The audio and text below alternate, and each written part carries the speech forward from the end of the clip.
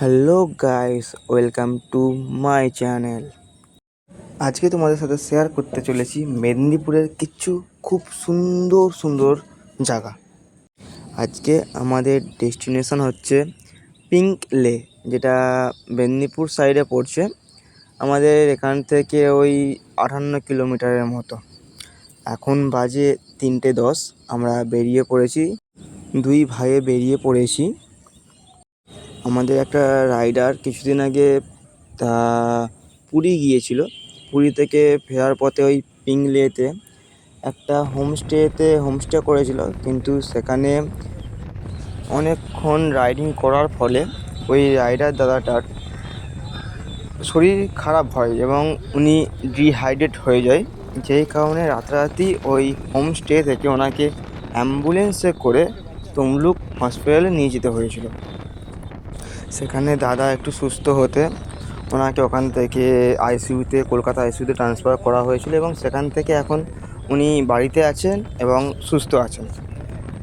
আমাদের ওখানে যাওয়ার উদ্দেশ্যটা হচ্ছে এই, যে ওনার যে বাইকটা রয়্যাল এনফিল্ড, সেই বাইকটা এবং ওনার যত রাইডিং গিয়ার্স সব কিছু রয়ে গিয়েছিলো ওই হোমস্টেতে। আমরা কি করব, আজকে তো আমাদের পুরোটা সময় হবে না, আমরা জাস্ট আজকে যাব ওখান থেকে বাইকটা পিক করে আমরা নিয়ে চলে আসবো আমাদের বাড়িতে, এবং এখান থেকে নেক্সট দিন কোনো দিন প্ল্যানিং করে ওই বাইকটা ওখান থেকে আমরা নিয়ে যাব ওনার বাড়ি, যেটা হচ্ছে চন্দননগর। এখান থেকে সামথিং ওই 80-82 কিলোমিটার মতো পড়বে। তো সেটা পরের টপিকে বলে দেবো। এখন আমরা চলে এসেছি কোলাঘাট। তো কোলাঘাট জায়গা কার না চেনা আছে, সবারই কোলাঘাট জায়গাটা ভালো মতো চেনা আছে। এই হচ্ছে আমাদের সেই বিখ্যাত কোলাঘাট ব্রিজ। এখন তো আর মিডল ব্রিজে যেতে দেয় না। একদিকে ভালোই, সবার সেফটির কথা ভেবেই মিডিল ব্রিজটা ব্লক করে দেওয়া হয়েছে, কারণ ওই ব্রিজটা প্রচণ্ড পুরনো। আমরা ছোটোবেলা থেকে শুনে আসছি শরৎ সেতু নামে। এখন ব্রিজটার বয়স প্রায় হয়েছে অনেক বছরই, যেই কারণে ওই ব্রিজটা বন্ধও করে দেওয়া হয়েছে। মাঝখানে কিছু রাইডার্সরা যেত ওখানে গিয়ে ভিডিও ব্লগ করে বানাতো, এখন সেটাও বন্ধ করে দিয়েছে। সামনে আমাদের শের পাঞ্জাব, ওই যে আমাদের শের পাঞ্জাব চলে গেল, যেখানে সানডে হলেই প্রচণ্ড বড় বড় এবং সুপার বাইক দেখা যায়। প্রচুর লোক আসে, অনেকে বাইক নিয়ে আসে, আবার অনেকে বাইক দেখতেও আসে। আর কিছুক্ষণের মধ্যে আমাদের কোলাঘাট ব্রিজ পার হয়ে যাওয়া মানে মেদিনীপুরে ডিস্ট্রিক্টে প্রবেশ করে যাওয়া। আমরা প্রায় মেদিনীপুরে পৌঁছে গেছি। এবার তোমরা দেখতে পাবে মেদিনীপুরের সেই সৌন্দর্য। আশা করি শুরু হয়েই গেছে, চারিদিকে সবুজ ধান চাষ। যত দূর তাকাবে তত দিকে শুধু ধান চাষ আর ধান চাষ।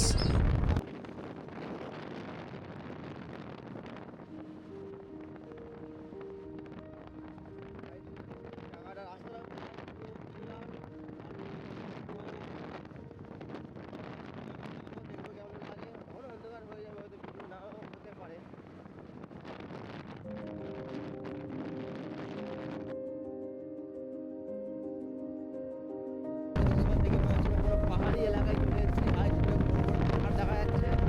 আমরা এখন পাহাড়ে উঠবো, এখন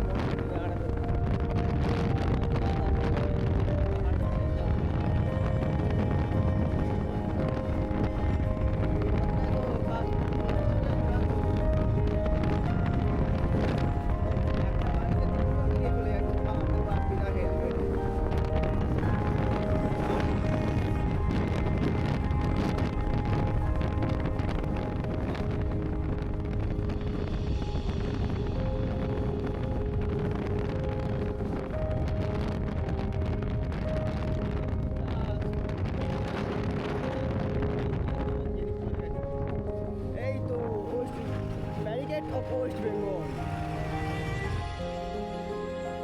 আমাদের ব্যারিকেড অফ ওয়েস্ট বেঙ্গল দেখতেই পাচ্ছ। আমাদের এখানে এই যে স্পিড ব্রেকার দেওয়া হয় না, এটা কোনো জায়গায় দেওয়া হয় না, কিন্তু আমাদের এখানে ব্যারিকেড দিয়ে ভর্তি করে দেওয়া হয়, কারণ এটা ওয়েস্ট বেঙ্গল সরকার সব কিছু করতে পারে।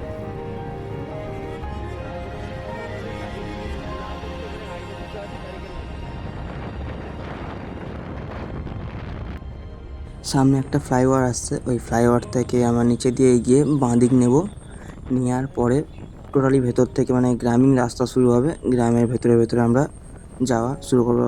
ম্যাক্সিমাম এখান থেকে এখনও 18 কিলোমিটার মতো লাগবে।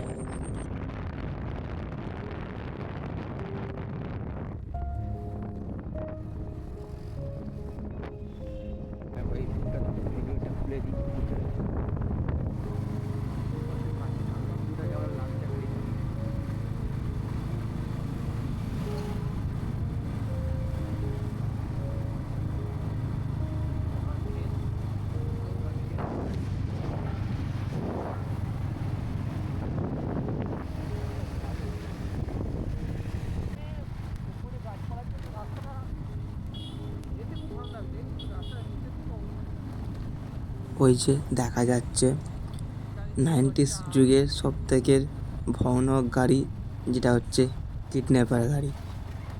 এক সময় সবাই এই গাড়িটাকে কিডন্যাপার গাড়ি বলে জানতো, আজও জানে অনেকে।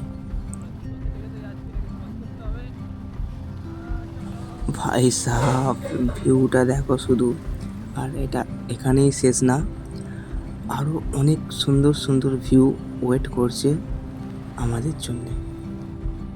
এর পরে যে একটা জায়গা আসবে যেখানে দেবদারু গাছে এত সুন্দর লাগবে জায়গাটা, যে বলে বোঝানো যাবে না।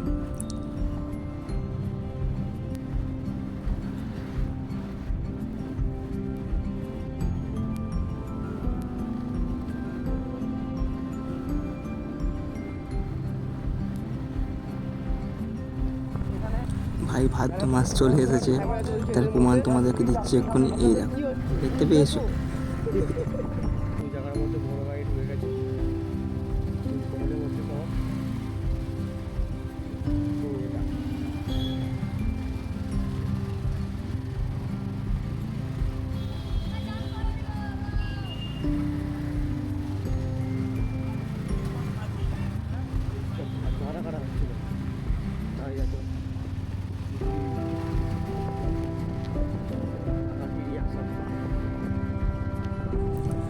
পরিবেশটা খুবই সুন্দর, কিন্তু রাস্তার কাজ চলার জন্যে রাস্তাটা প্রচণ্ড খারাপ হয়ে পড়েছে। এবার একটা গাড়িতে দুজন, একটু তো অসুবিধে হচ্ছে, কী আর করা যাবে। কিন্তু পরিবেশটা যেই সৌন্দর্যটা দিচ্ছে তার কাছে এটা কিছুই না।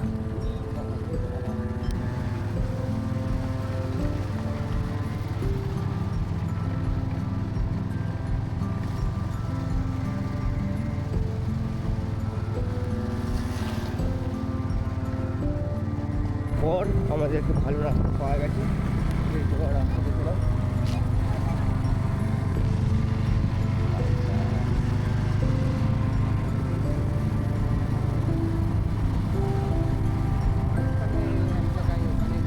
রজনীগন্ধা আর সাদা চাষ হয়েছে।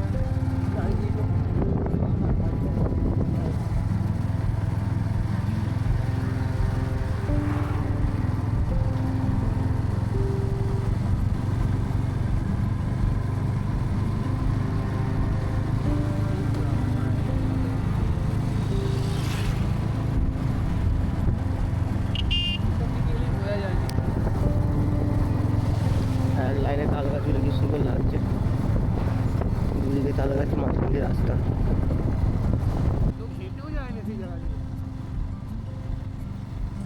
জায়গাটা দেখো ভাই সাহাব, দুদিকে দেবদারু গাছ আর মাঝখান দিয়ে আমরা যাচ্ছি। রাস্তাঘাটে আশেপাশে জনবসতি বলে খুবই কম, মানে লোকজনের যাতায়াত খুবই কম। যত দূর দেখতে পাচ্ছি শুধু ধান চাষ আর ধান চাষ। ভাই ফিলিংসটা দেখো খালি। জায়গা যেরকম জায়গা, সেরকম জায়গায় তো না দাঁড়িয়ে ছবি না তুললে চলে না। কিছুক্ষণের মধ্যে আমরা এক জায়গায় দাঁড়াবো, দাঁড়িয়ে একটু ছবি ফবি তুলবো, আনন্দ করবো। দেখো এখানে গাড়ি ঘোড়া না চলার কারণে দেখো এত বড় বড় বস্তাগুলো এরা মাথায় করে নিয়ে যাচ্ছে।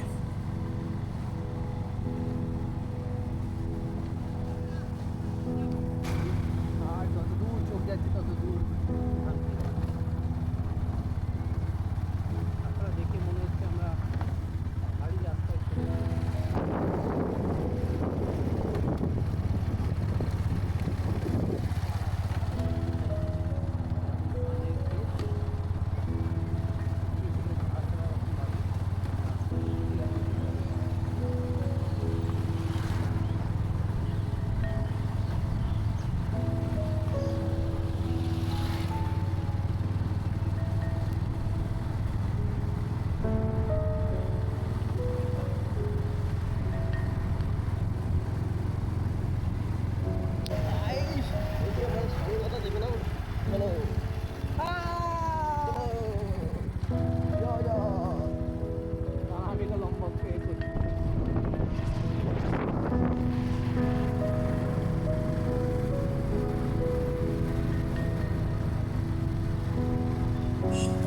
ভাই ব্রিজটা শুধু দেখো, অ্যাডভেঞ্চারাস ব্রিজ। একটু ভুল হওয়া মানেই না আছে ঘাট, না আছে কিছু, সোজা খালে।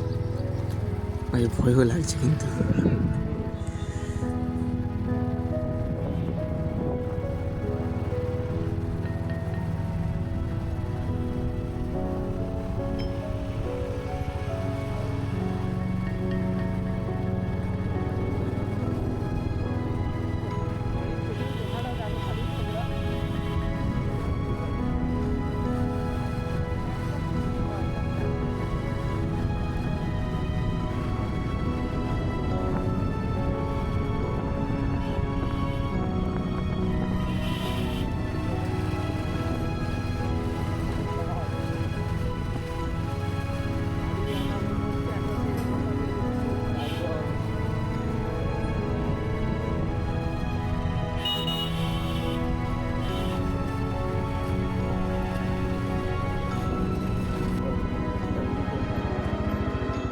সেদিকটা হালকা হালকা কুয়াশা জমছে, বেশ লাগে জায়গাটা।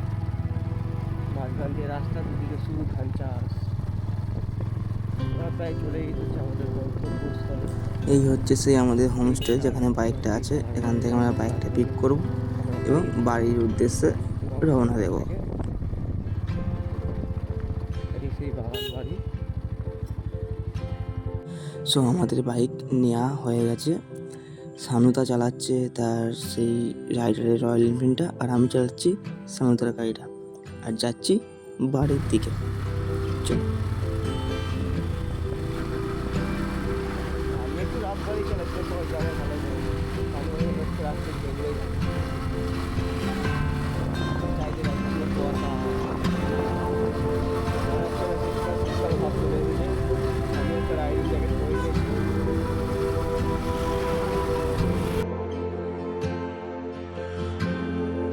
রাতেরবেলা এখানে কি বড় মার্কেট বসেছে ভাই, সব আছে এখানে। দেখো কি প্রচুর ভাই, কি বড় মার্কেট। ও বাপ রে, আমাদের মানে হাটও এত বড় হয় না, এখানে যা বড় মার্কেট বসেছে, ভালো।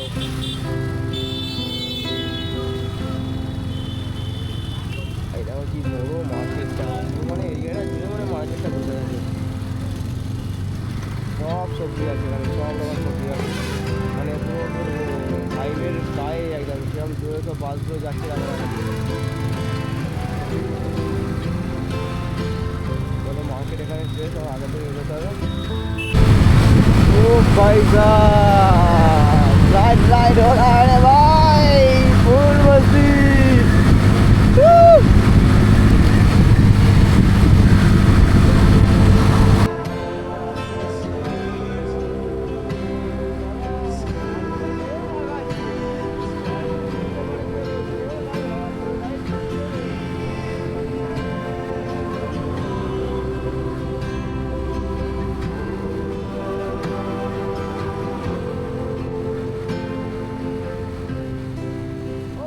रॉयल एनफील्ड पे तो खूप भागायची रे, खूप भागायची रॉयल एनफील्ड पे।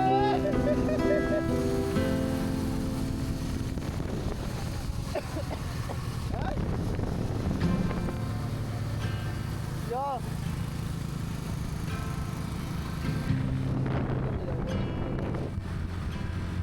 सामने একটা হোটেল আছে, হ্যাঁ হোটেল।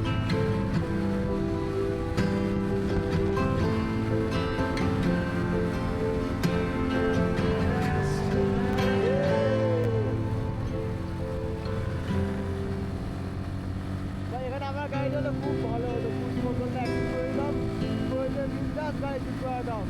মানে কি বলবো, সেই ফিল আসছে ভাই। ভাই ভাই চালুটা ঠিক লাগছে গাড়ি, দেখো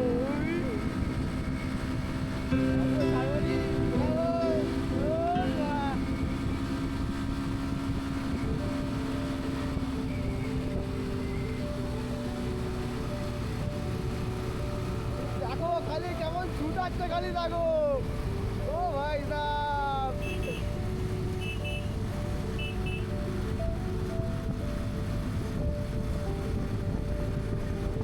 ভাই যাচ্ছে রে। দেখো কোথায় এলাম,